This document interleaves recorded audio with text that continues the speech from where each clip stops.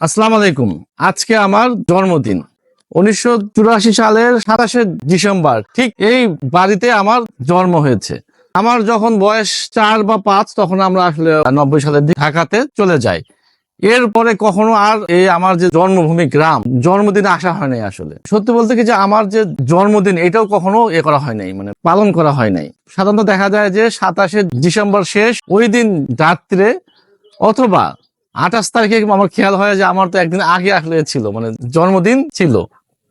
তো এইবার যেহেতু অনেকে আমাকে গতকাল রাত্রে SMS করেছে, তো সেই জন্য আমি বুঝতে পেরেছি যে আজকে আমার জন্মদিন। এটা হলো আমাদের হোম ডিস্ট্রিক্ট গাইবান্ধা, গ্রাম ফলিয়া, কামালের পাড়া, সাগাটা, গাইবান্ধা। আর এটাই হলো চেজ অ্যান্ড বাংলাদেশ নিউজের স্থায়ী ঠিকানা আর কি। এখন থেকে আপনারা প্রায় সবসময় কিন্তু আমাকে এখানে দেখতে পারবেন। আমার সার্টিফিকেটে আসলে জন্ম তারিখ 26শে জানুয়ারি 1985।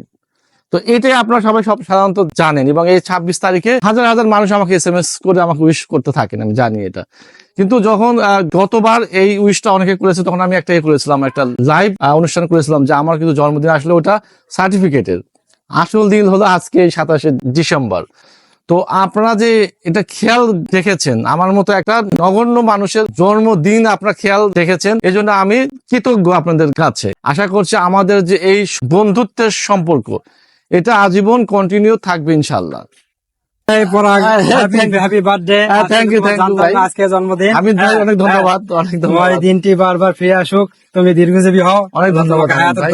হাত দেওয়া আরে, মিলন ভাই কেমন আছেন? অনেক ধন্যবাদ মিলন ভাই।